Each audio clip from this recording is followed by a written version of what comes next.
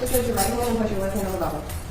Do you solemnly swear or affirm the evidence you're about to give to the court in this case will be the truth, the whole truth, and nothing but the truth, so help you God? Yes. Thank you. Still in the jail clothes and shackles and everything. Get you to state your name and spell your last name for the court. Christopher Allen Dontell. That's Dontell. I'm going to have you spell your middle name just because there are a couple different ways to spell Allen. Allen, Allen. Mayor? Yes. Thank you. Obviously, you were in custody at this time, correct? Yes, ma'am. How long have you been in custody? Since September 9th of 2021. When were you arrested in this case? Was arrested November 11th of 2020. Were you out on bond for a period of time then? I was out on bond for, I believe, about 10 months. And what happened to put you back in jail? The bond got revoked for contact with my co-defendant. What did you do before you were arrested? I was a deputy coroner for the Oregon County Coroner's Office. Did you have any other jobs or businesses? I did. I owned a totally unrelated business in facility maintenance with a business partner in Maryland. Now, was your case called for trial in December of last year? Yes, ma'am. What happened when it was called for trial? When it was called for trial, I pled to accessory after the fact and conspiracy. Had you had any conversations with me or any other representative of the state about that plea before you stood up and said that? No. Do you have any agreements whatsoever with the state that's causing you to testify today? No. Did you plead guilty to those charges because you are in fact guilty of those charges? Yes.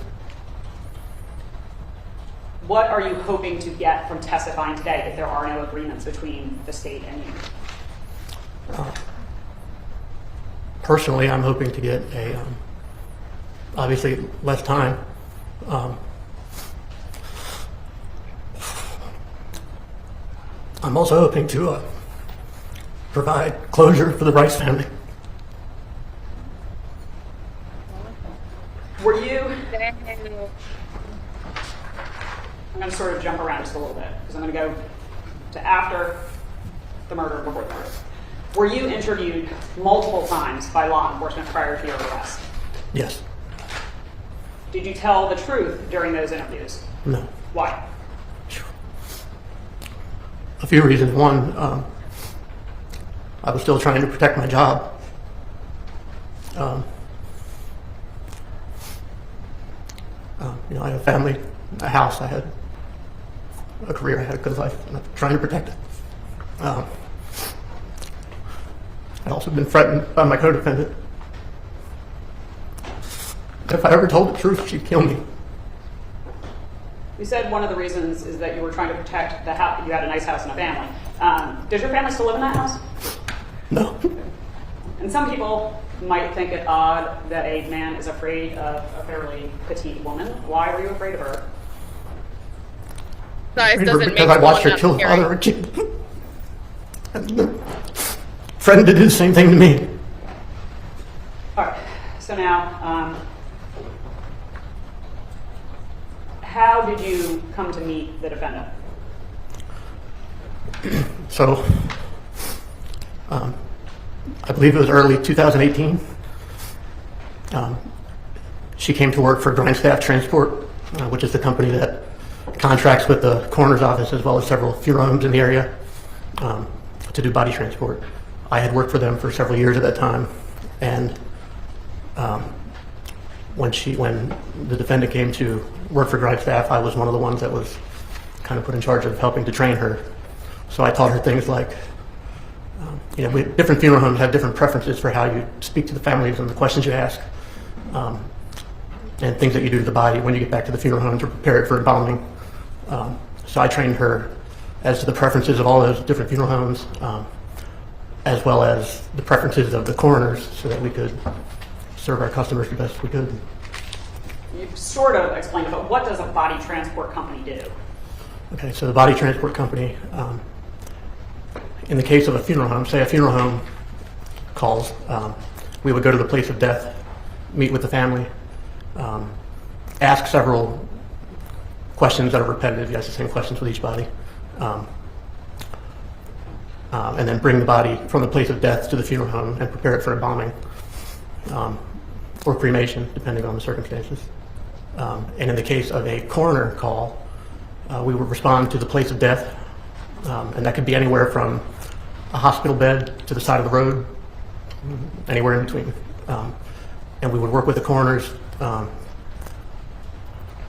while on scene just to make their job as easy as possible. We would draw blood if they needed us to draw blood. We would help collect bodily fluids. We would help package evidence, really whatever they needed. Would body transport workers work alone or in pairs?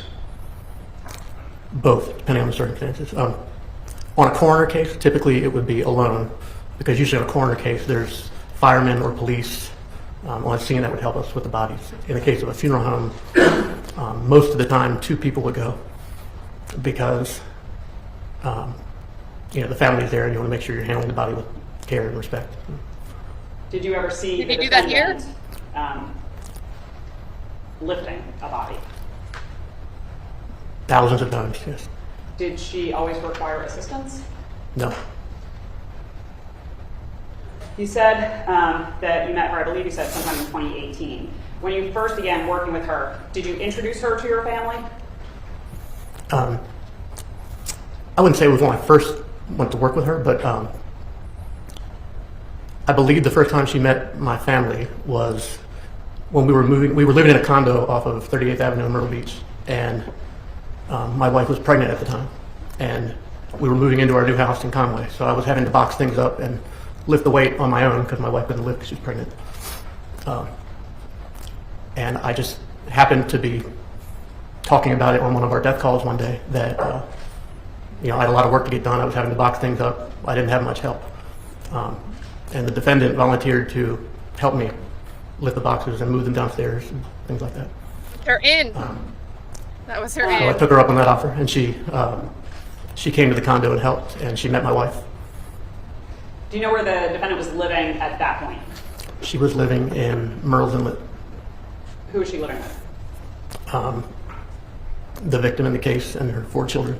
The victim being Greg Rice, yeah, sorry. When you moved from the condo, where did you and your family move? We moved to River's Edge Plantation off of Highway 90 in Conway. At some point, did you and the defendant begin a sexual relationship? Yes. How did that begin? Well, it began, I would say, when there was a time I invited her to lunch at a restaurant called Bricks in Myrtle Beach. She came to lunch with me,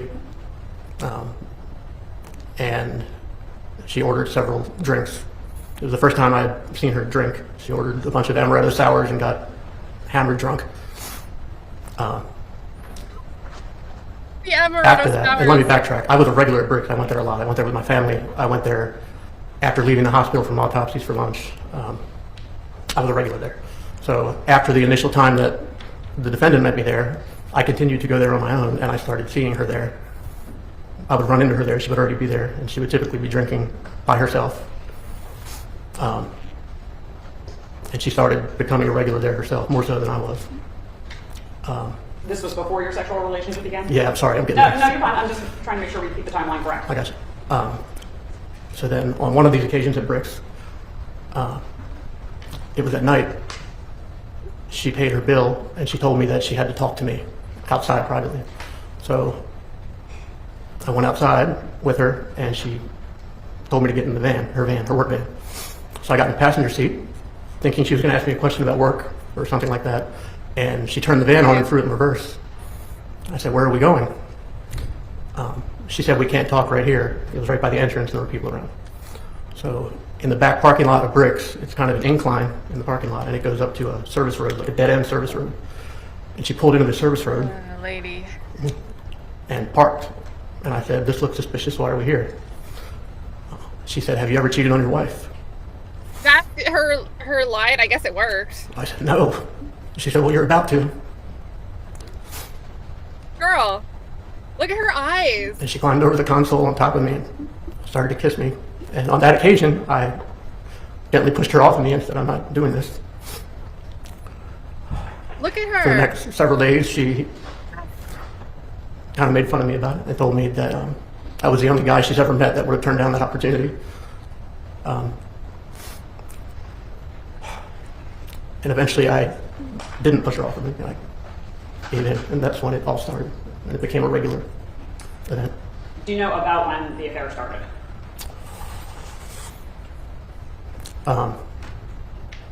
It would have been very late 2019, very early 2020. Would you say that the two of you were very sexually active with each other? Did you have sex a lot? I don't know. Depends on what your definition of a lot is, but yeah, fairly regularly. Yeah. During your time together with the defendant, before the affair started and all the way until you stopped having contact with her, did you ever meet Greg Rice? No. Did the defendant ever talk to you about her relationship with Greg Rice? Yes. How did she describe her relationship with Greg Rice? She described it as abusive. Basically, that he was a drug abusing woman beater, and that was why she left him. During your time with her, did you ever see any physical evidence of any abuse that she suffered? No. Did you, other than what the defendant said to you, did you have any other reason to believe that Greg Rice had anything to do with illegal drugs? No. At some point, did the defendant move into your neighborhood? Yes. That's a leading question. I think I'm just overruled. Do you know when that was? She moved into the neighborhood around Christmas time of Christmas. 2019. I remember that because she had a Christmas tree in her house before she had anything else. Okay. Once she moved into the neighborhood, did you and your family begin to spend time with her and her children? Yes. Okay, let me actually back up. Who moved into her house? Excuse me. In River's Edge? Yes. She had left Greg, and she moved into the new house with her 4 children. Approximately how far away was the house that she moved into from your house? Right down the street, within a 2-minute walk, roughly. And I think I might have just asked this, but did your family start spending time with each other? All the time. Did you ever have an opportunity to speak to the children about their father, Greg Rice? Yeah, I mean, I did what Red Mike said. Appears like. Yeah, you can't get into what he said, but not a lot of that question. Okay. I mean, you can't say what Greg Rice said. I didn't ask what Greg Rice said. I was asking about the children, but I can ask it this way. In your time with the victim's children, did you see anything that would indicate that the children were afraid of him? just the opposite. Okay. They spoke very high. They spoke of him the way I would want my children to speak of me. I'm getting on. He's talking about what other people said. That's hearsay. Hearsay. What children said. Hearsay.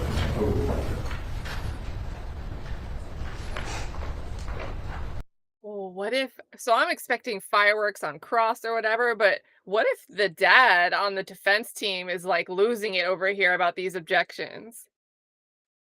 Because there's a whole other like side story that could start here. At some point, did Erica, your wife, find out that you and the defendant were having an affair? Yes. And let me ask the obvious question first. Before she found out, did you take steps to hide the affair from her? Yes. Did that include lying to her? Yes. So at some point, Erica found out about the affair. Do you know how she found out? I believe it was when she received anonymous text messages. Were you together with her when she got those text messages? I believe so, yes. Yeah. Did she? You know, that's not a affirmative answer. He said it was pretty certain. Okay, but question and answer. I can What I clarify. want me to do is strike it. Just have him recreated or check on him, see if he is testifying what he knows. Can't testify. I'm sure. Go ahead. Okay. Forgot where I was now. Did she show you any of those? Did she confront you about those text messages? Yes, she did. What was your response to her about the text? Do you remember what any of them said? It was something to the effect of your husband has impregnated someone. Just thought you might want to know about it. What did you say when she confronted you with those text messages? That I had no idea who would have sent that, and that wasn't true. So you lied to her because you were trying to cover up your affair?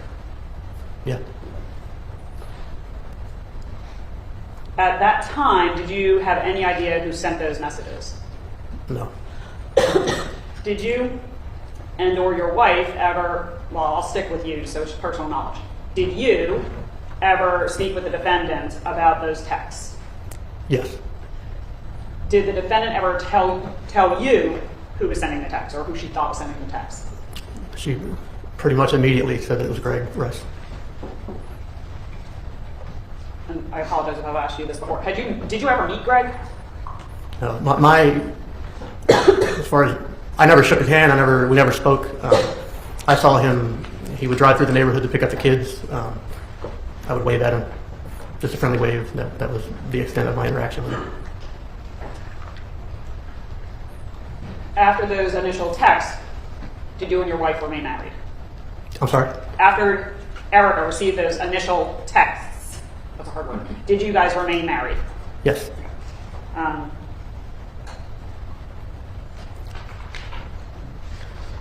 Did it cause additional strain on your marriage? Yes.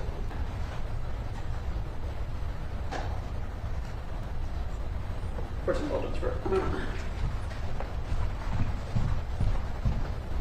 Footsteps. Boom, boom, boom.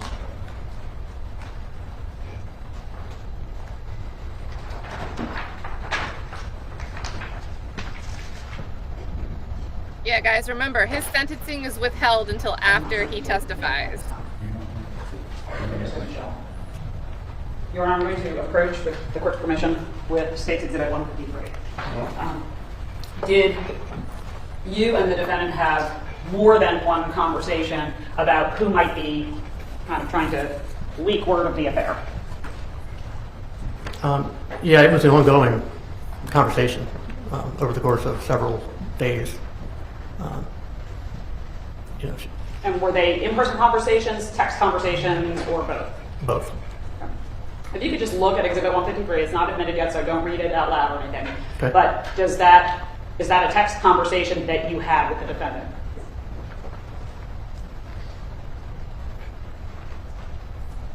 It appears to be, yes. I mean, it's been 5 years, so I don't remember exactly, Right. but Is that your phone number? it is my phone number, And yes. is that her phone number? Yes. Did anyone else ever text from your phone? Not to my knowledge. And to your knowledge, did anyone ever text from the defendant's phone? Text you from the defendant's phone? Other than her, no. Next. Your Honor, I don't think you can know who texted her phone, so I'm going to strike that in. He said not to my knowledge. Overruled out loud. Sorry, I'm jumping around a little bit here. Before your wife got those anonymous text messages, had you and the defendant and one of her daughters and a friend gone to Florida together? Yes. Okay, just tell us a little bit about that. So the conversation began with I was going to go to Florida to do things. The Jacksonville area to look at some convenience stores. There was a contract that I got with my maintenance company every year to pressure wash lots of convenience stores up and down the East Coast. And the client that we worked for had numerous stores in Florida that I never had the chance to bid. And I had been wanting to go there for a long time to drop a business card to some of the franchisees at the stores and try to get my foot in the door to get the Florida region of the contracts. There's also a really good pizza place in St. Augustine that I like to go to. And I discussed all this with the defendant. So how is it that you and the defendant and these two other people went together? Yeah, she said, well, I'll pay for the whole trip. And she booked the trip and we went together and I didn't resist. Did you tell Erica that you were going with the defendant and the defendant's daughter and her friend? No, she knew I was going to Florida, but not with them.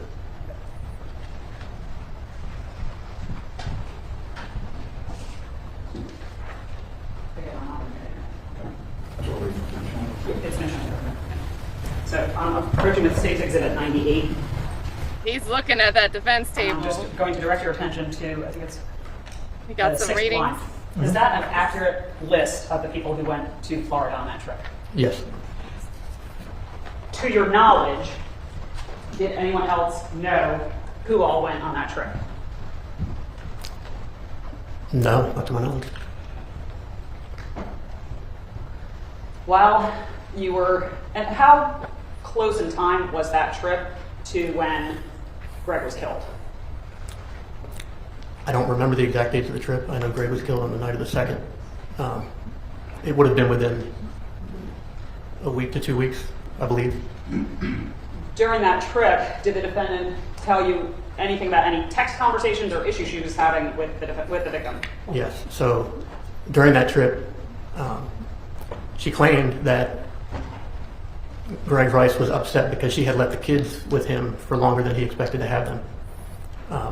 And then she showed me what appeared to be a text from Greg saying something to the effect of, "You have a storm coming." Did she show you just that text message, or did she show you like an entire conversation? She did not show me the entire conversation. Matter of fact, that's the only line I remember. Did the defendant talk to you about that sort of message?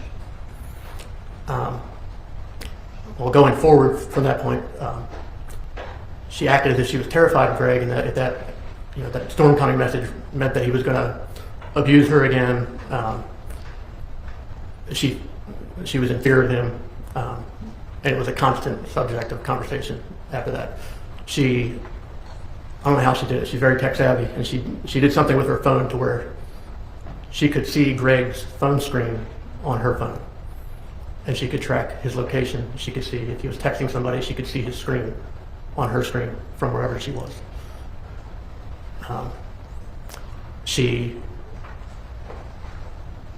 Like I said, it was a constant conversation. Oh, she thought that he was going to use the kids against her. She claimed that he had made comments about trying to take the kids and get child support from her. And like I said, it was a constant conversation after she got that text. Again, I apologize, I'm jumping around a little bit. At some point, did the defendant tell you that she had become pregnant? Yes. Was that before or after the trip to Florida? Before. That would have been in, I believe it was late August. Did she tell you who the father of the child was? She said that the father of the child was me.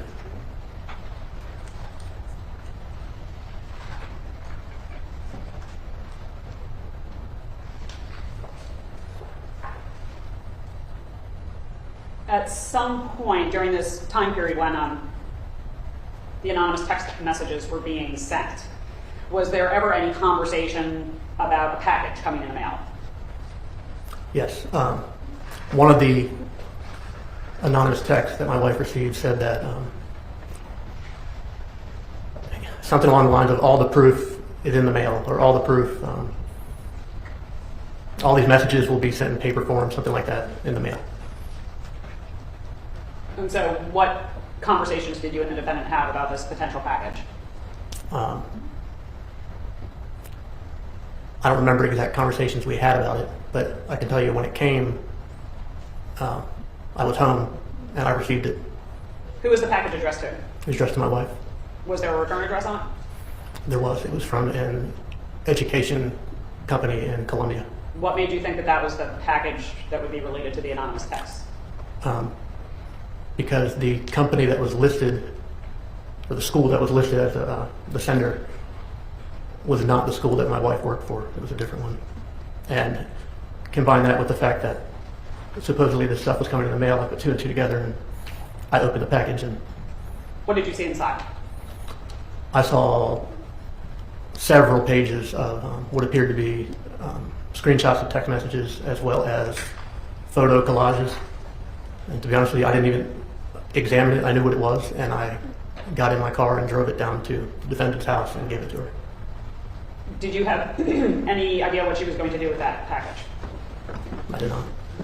But you said you saw photo. What did you see inside the box? Photo collages. Some of the pages had screenshots of text messages. Some of them had photo collages. I mean, I noticed that there were some pictures I recognized of myself on there, but I didn't analyze each page or look at all the pictures.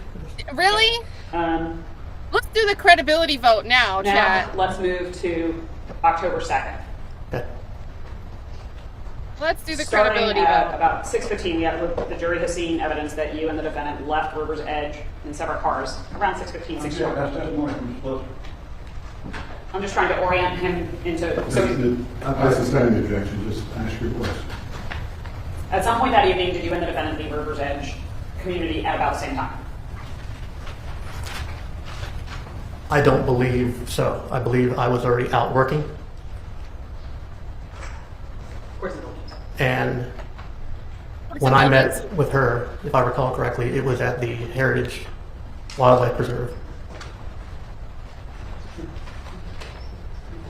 Where's the buildings?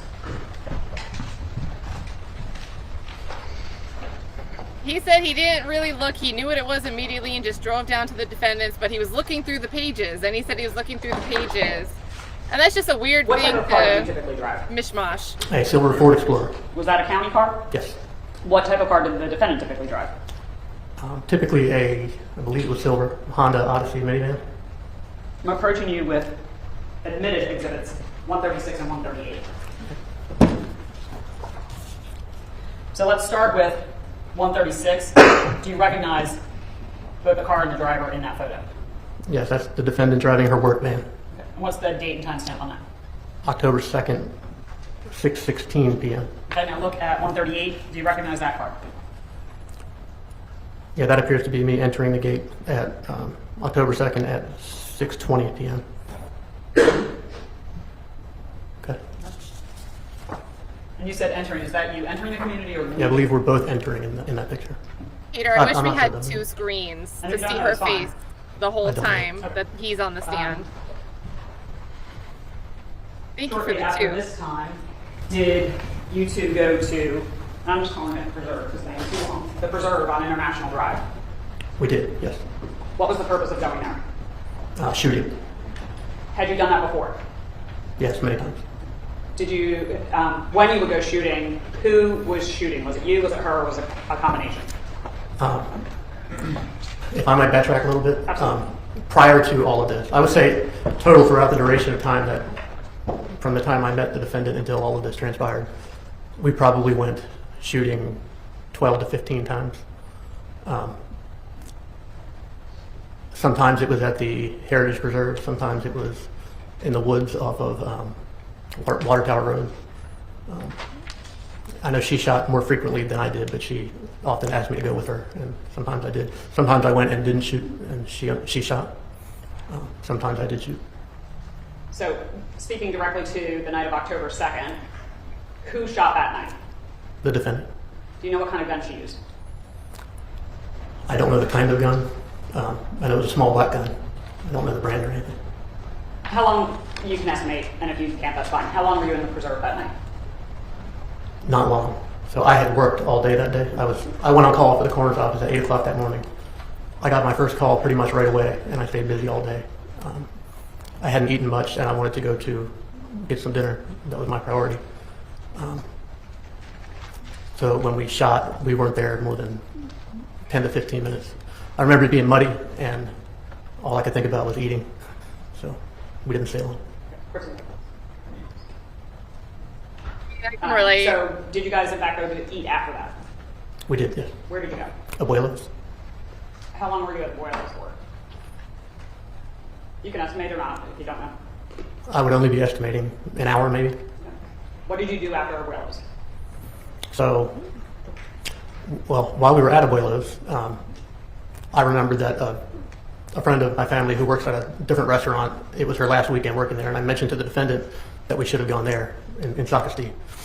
So we decided that when we left Abuelos, we would stop by there to see her on her last shift. So we left Abuelos and headed for the restaurant in Sacristy. When we got there, there was a line out the door, there was nowhere to park, so we ended up not even going there. So we continued on down the road to another friend of ours' residence. He lives on a houseboat in the Osprey Marina. So we headed for the Osprey Marina. Did you end up going to that friend's house? We did not. So backtracking again, I'm sorry. The defendant was acting unusual all day that day. Starting early in the day, she was unavailable for my death calls, which was very unusual because normally when I'm on call, she's right behind me. She'll follow me around the county, and she would respond to my calls whether I needed her there or not. So it was unusual that she wasn't available part of the day. And then she was very quiet. Even at Abuelo's, she was reserved and something was off.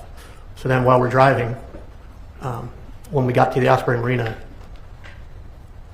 I was turning in and she said, just keep driving. I don't want to see Charles, who's our friend. I don't feel like dealing with people. Just keep driving. So what did you guys do?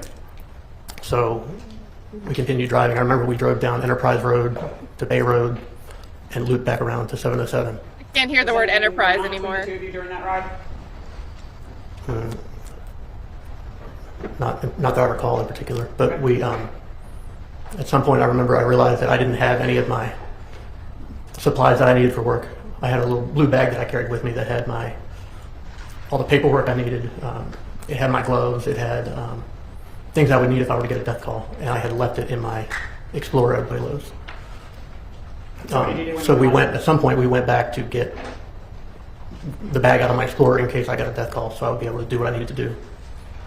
Can I infer that you and the defendant were driving in her van when you We were, yeah, we left my Explorer at Abuelo's, and I was driving her van.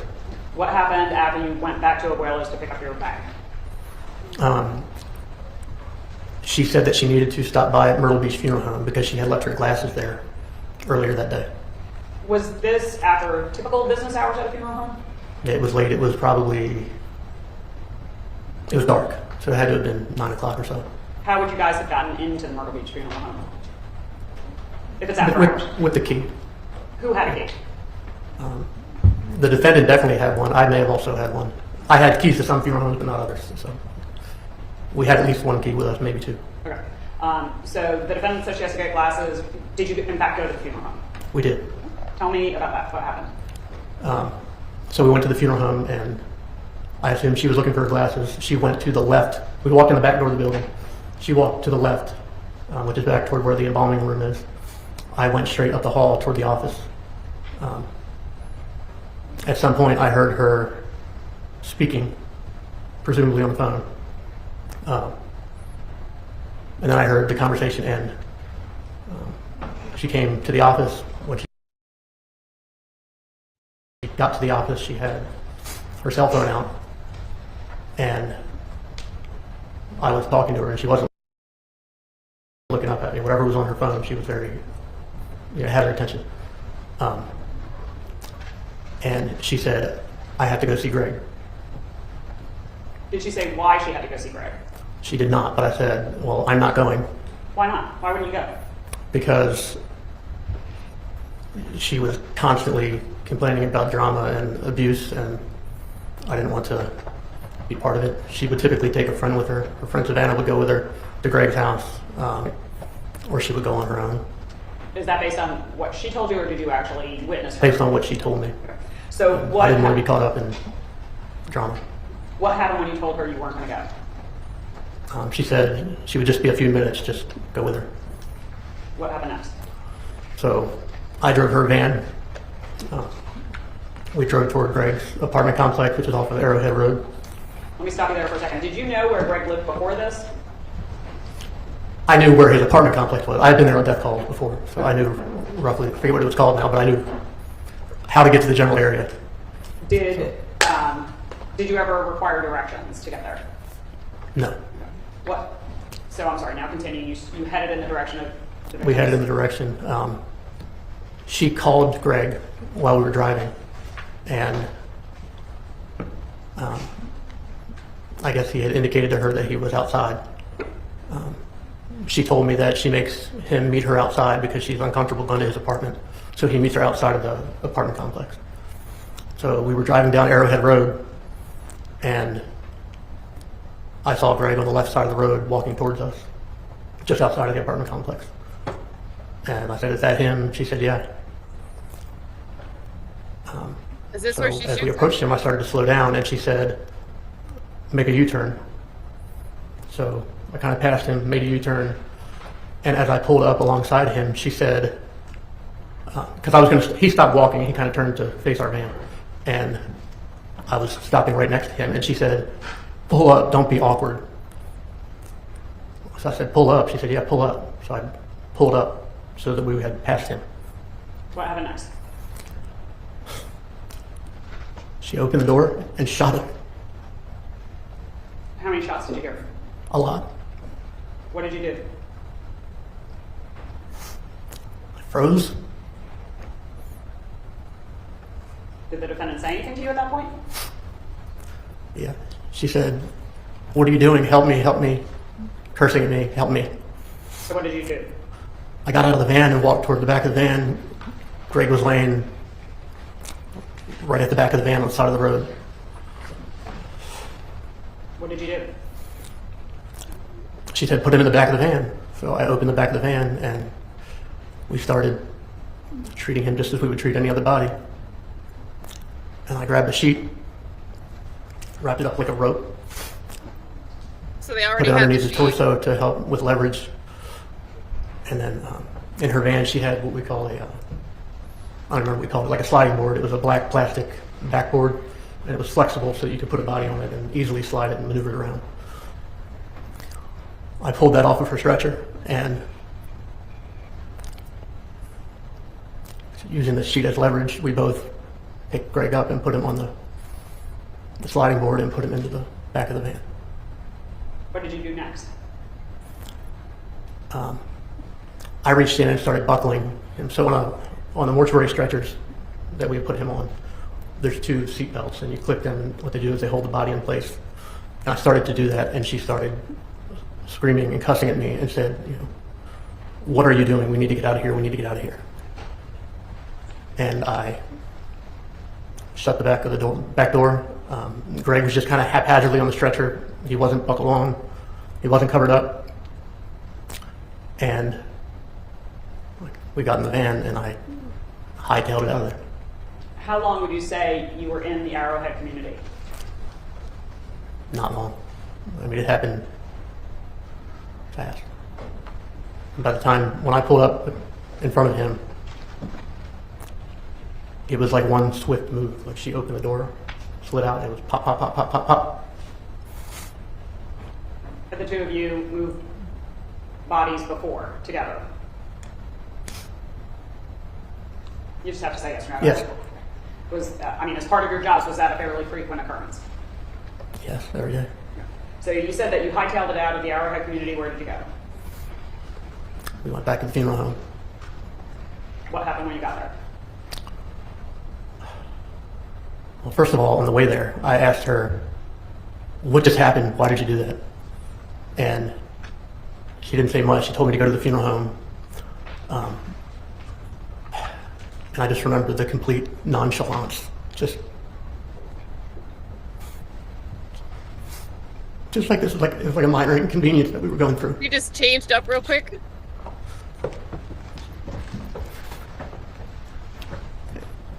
So what happened once you got back to the funeral home?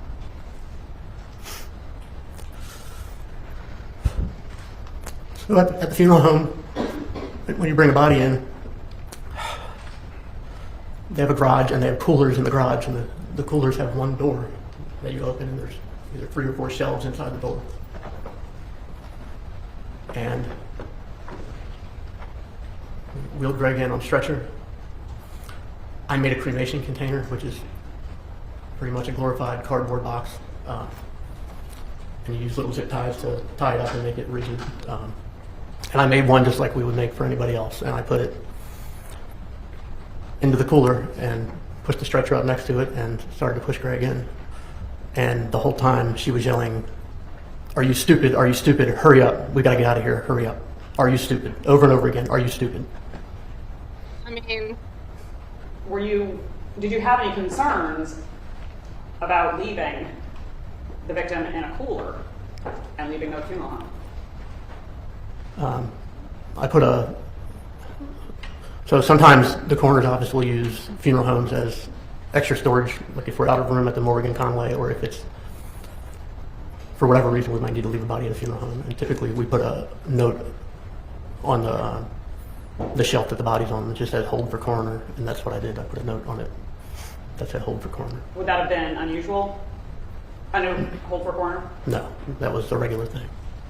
During this time that you're taking Greg out of the van and loading him into the cooler, were you able to see him? Was there a lot of blood? So the night that we put him in, Yes, the night he was killed. I did not look. I had draped a sheet across him when we brought him in from the van, and I just pushed him in like he was. Now the next night, I saw him. Okay, and there I'll was- get to that in just a minute. Okay. So after you put Greg in the cooler, what did you guys do? Got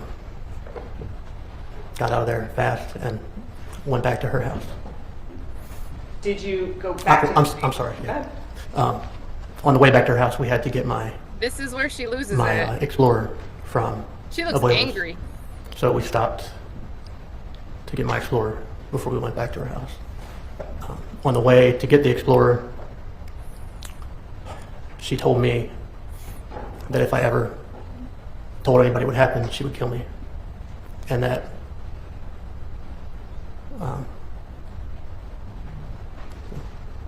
we had to be in this together. She told me that I had to stay with her that night. I better not leave her. And then we went, got my Explorer. We went to Lowe's food store, International Drive. And I can't remember which vehicle we left there, but we left one of the vehicles in the parking lot at the Lowe's food store. and So took your the other Explorer to- was still at Abuelos, but you went and picked it up and went to Lowe's. I'm just trying to get that. Correct, yes. Where did you go after that? We went to Meagan's house. Okay. So at some point, did you go back to the funeral home that night? We did. Why? So I got to backtrack and tell you the background. When we got back to her house, her daughter, Savannah, was watching TV in the living room.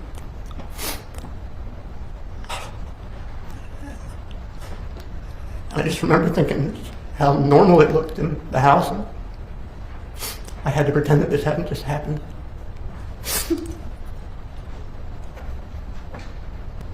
Sorry. Meagan went straight to the shower, and I sat on the couch with Savannah. I'm sorry, Savannah. Okay, you just have to answer my question. I'm sorry. Sat on the couch with her, and I tried to make small talk, like I hadn't just watched her mother kill her father.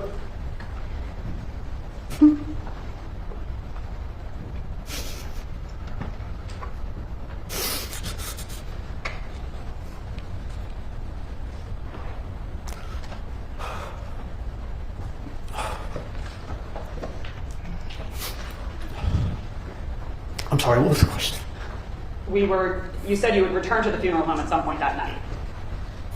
So you got back to Megan's house. She's upstairs taking a shower. You're on the couch with Savannah. What happened next?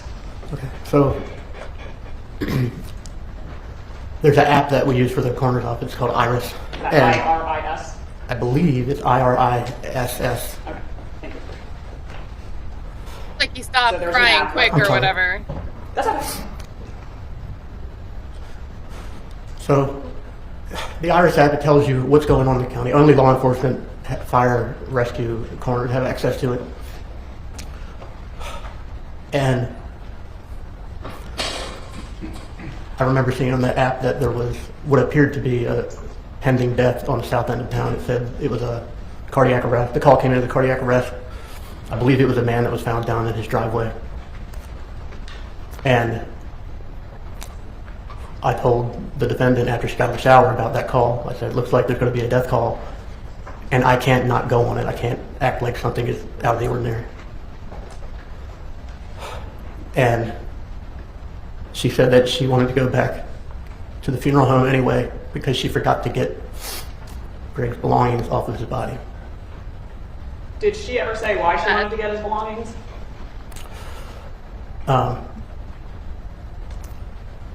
I don't know that she specifically said why. Okay. Did you then go back to the funeral home? We did. What happened when you got there? when we got there. I parked out back. I did not go in at first. It's very late at night at this point. It's got to be probably after midnight. And I parked out back. I stayed in the car. The defendant went into the building. And right after she went in the building, two older people, an older couple, walked around from the side of the building around back. And I had never seen them before. And they were walking toward the door of the building. And I thought it was unusual that they were going into the back door of the funeral home at 12:30 at night. So I asked them, I rolled down the window, I said, "Can I help you?" And they weren't very friendly. They just said, "We're here to work." So with everything that was going on this evening, everything in the world just wasn't adding up to me. So I got out of the Explorer and went into the funeral home. I walked back to the left, and because I saw the light was on in the embalming room, and they were in there. The older couple was in there, and they told me that they were trade embalmers and that they were there to embalm the body. I still thought it was odd that I had never seen them before, but there was a deceased woman on the table, and they appeared to be embalmers. So I made small talk with them for a minute, and I left. I walked back out to the main hallway to go back outside. At that point, the defendant was walking down the hallway like she had come from the front of the building. How long would you say the defendant was in the funeral home before the trade embalmers went in? Not long at all. Maybe less than a minute, probably. When she came walking up, did you ever see what she had taken from Greg's body? Yeah, I saw keys and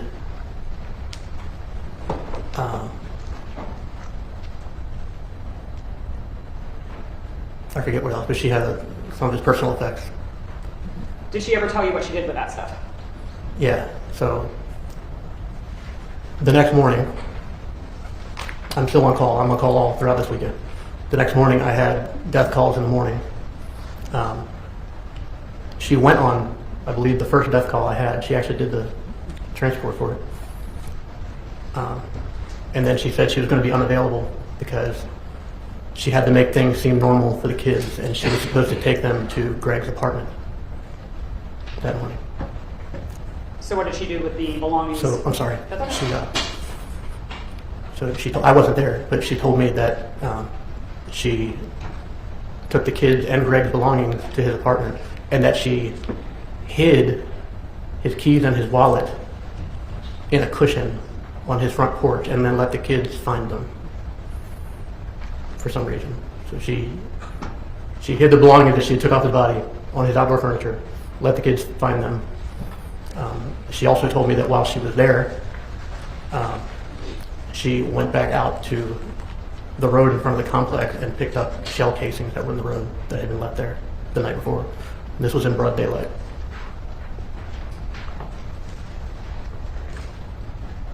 So this is now October 3rd? Yeah, the morning of the 3rd. Okay. Did you and the defendant have any conversations about what to do with Greg's body? Yeah, so I believe what happened that morning after she took the kids to Greg's apartment was she went to her boss's house and dropped them off there because Greg I get what he believes. That's the same.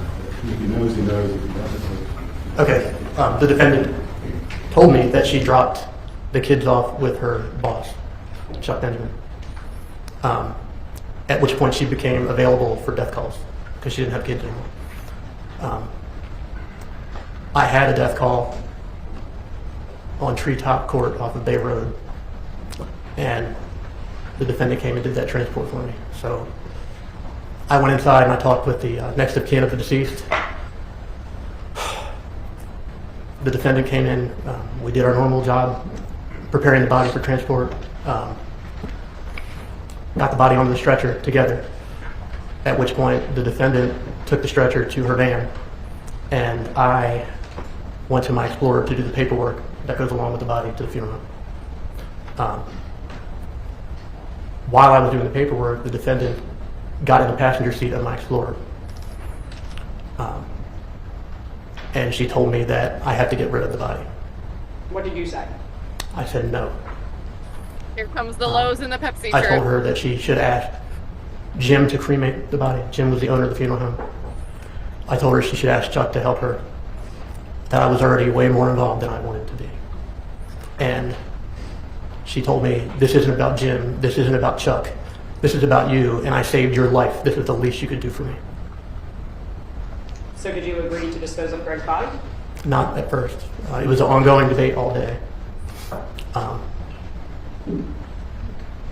With me refusing to do it, and then her telling me that if that body gets found at the funeral home, she's going to kill me. And I'll tell you, I'd known Meagan for a while at that point, and she talked like that all the time. She talked like, I'm going to kill this person or that person. I want to kill my kids. I want to gouge so-and-so's eyes out. It's not responsive to the question. Keep going. I'm going to gouge so-and-so's eyes out. Okay. But prior to all this happening, I never took that seriously. But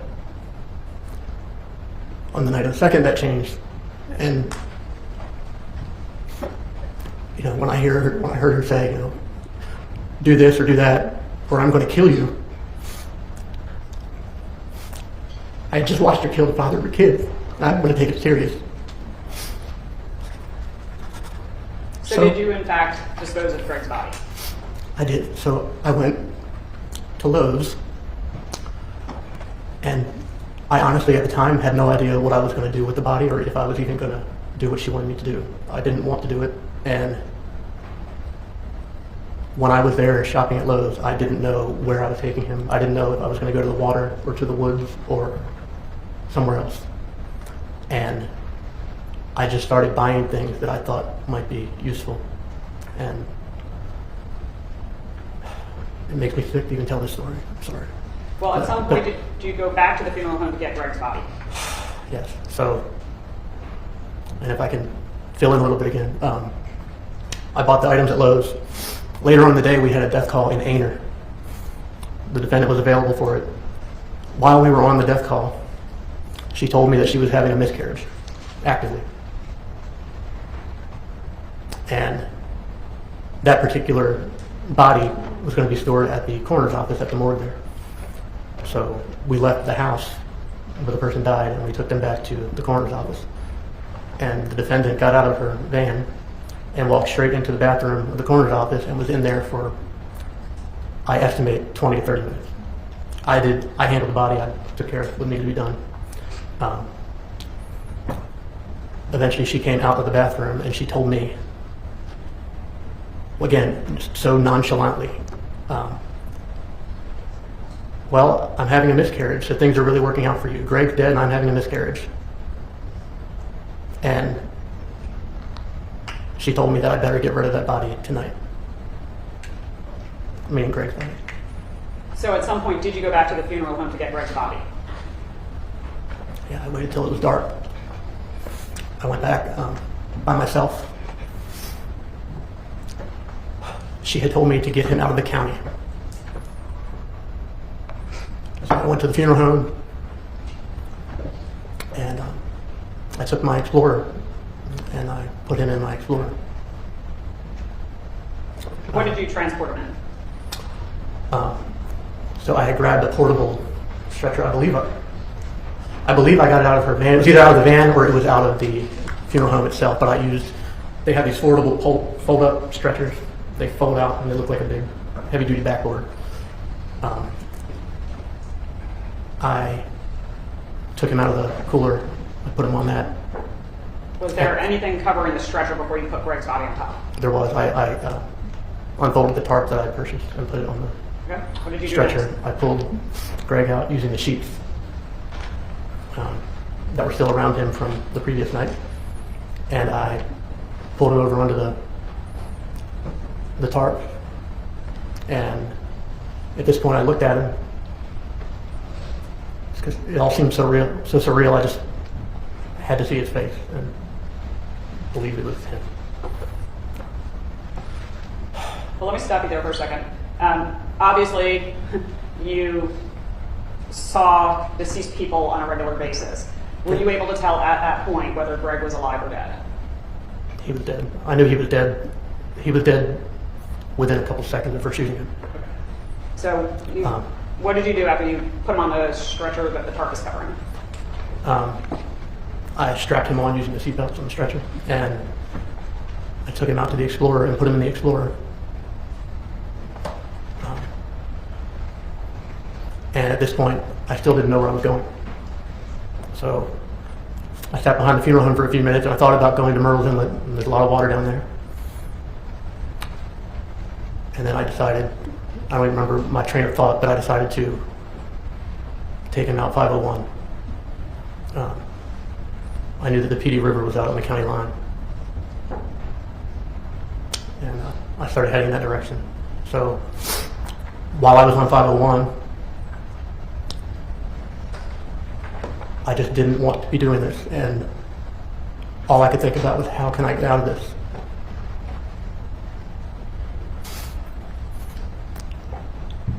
I felt like there was no good decision I could make. I called the police, she's going to kill me.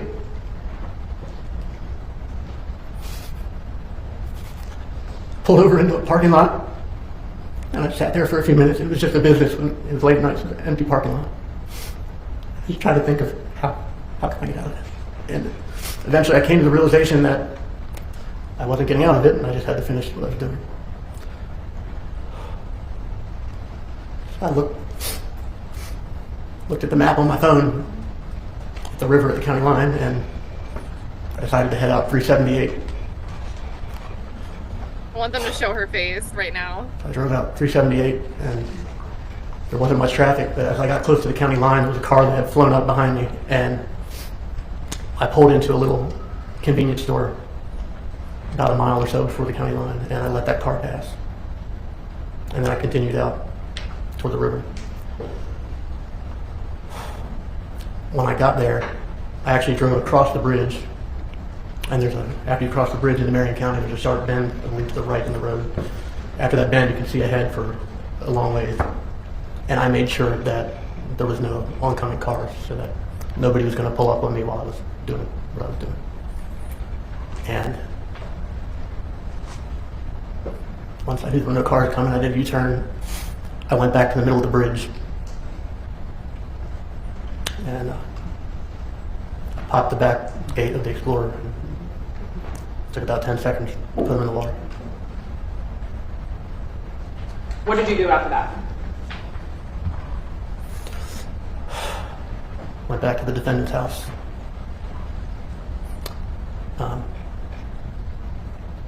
Was there any conversation at that point about getting rid of, had you done that? I came in, and she smiled at me and said, "Did you do what you need to do?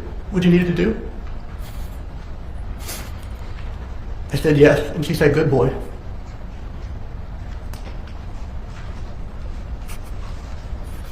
Let me just back up on something. Do you know what happened to the gun the defendant You're used? looking over at the jury to see if they're looking at him. Did she ever tell you what she did? She told me that she put it in the intercoastal waterway off of International Drive, along with shell casings and I believe some of his other personal effects. Okay. At some point, did the two of you kind of strategize about what to tell the police if they ever questioned you? Yeah. So I got a call from Greg Lent with Horry County Police asking me to come in to talk about Greg Rice's disappearance. Oh, At this point, he hadn't been found. So I told the defendant that I got that call, at which point she started drumming up this whole story about what we were going to tell him. And they probably knew you were that's communicating what we in went that with. It was moment. not true at all. Is that the story you repeated to the police Yes. time and time again before your arrest? Yes, I felt like I had no choice. At some point, did you decide to tell the truth about what happened? I did. And what spurred that decision?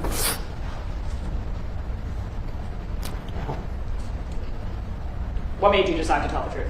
Well, the first conversation I had with my lawyer, I told her what I was guilty of, and I said, I will plead to that now and I'll tell the whole truth. But I want my family to be protected. The lawyer Because as soon has as it came out that I was talking and actually telling the truth and not the story, I didn't know what she would do. She would hurt my family. the lawyer has said that. So, back in December, my lawyer arranged for, I guess they came to an agreement with the county that they would put some type of GPS radius around my family. And my understanding of it was that if the defendant, who was on home detention at the time on an ankle monitor, were to enter into these areas anywhere near my family, the police would be dispatched immediately.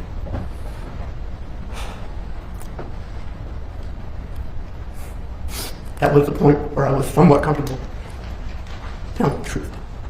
So did you meet with Ms. Waller and investigators at J. Rudin Law? Yes. At the beginning of that meeting, did you tell the entire truth? At the beginning of the meeting, Did you come in with a written statement? And I'll actually. I did. Well, yeah, I came with a written statement.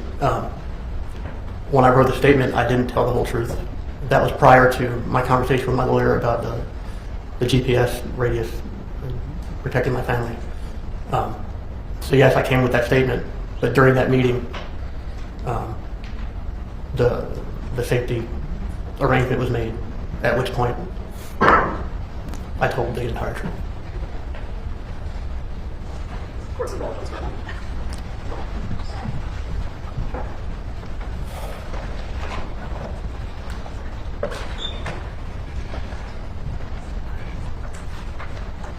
Your Honor, may I approach? This is previously admitted State's Exhibit 158. He is still married. All right, so Sorry, this ladies, is, he's taken. An aerial view of the Arrowhead complex with the Flint Lake Apartments right in here. Okay. I'll hold it closer to you because I know you can't with your arms. Can you show us where? So this is Arrowhead right here? Yeah, that's Arrowhead. Okay. And this would be, I think that's the Clay Pond? Yeah, that's the Clay Pond entrance. Okay. So can you tell us if that's Flint Lake, where along this road Yeah. the defendant, So the victim shot? He would come out and make it right. Here, I'm just sorry. I'm gonna hold it up like Yeah. Tommy. Can you just not block the view of the jury? Sure. Thanks. It would have been somewhere in the vicinity of where this new, it looks like a new construction road is on one side, and then looks like there's a fairway for a golf course on the other side of the road, straight across from the construction. Okay, so I want to make sure, and then I'll show the jury. This area right here where this construction is. Correct. Generally right in that vicinity. Did you see that, Tom? Yeah. Okay.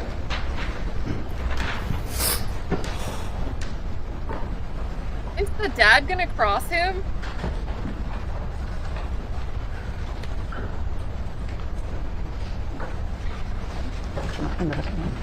Right at the construction. The final boss. Court's indulgence for a moment, please. Did we get crossed today? I'm not gonna look ahead. I'm not gonna look ahead. I'm not gonna do it. I don't have any further questions at this time. I believe Mr. Tommy Britt may have some questions for you. Oh my gosh, guys. Oh, Oh, they're doing a break. They're giving us a break, chat. Where are you guys at? We'll bring that down.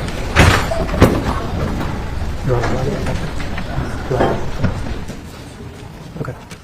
I am not buying that he's not.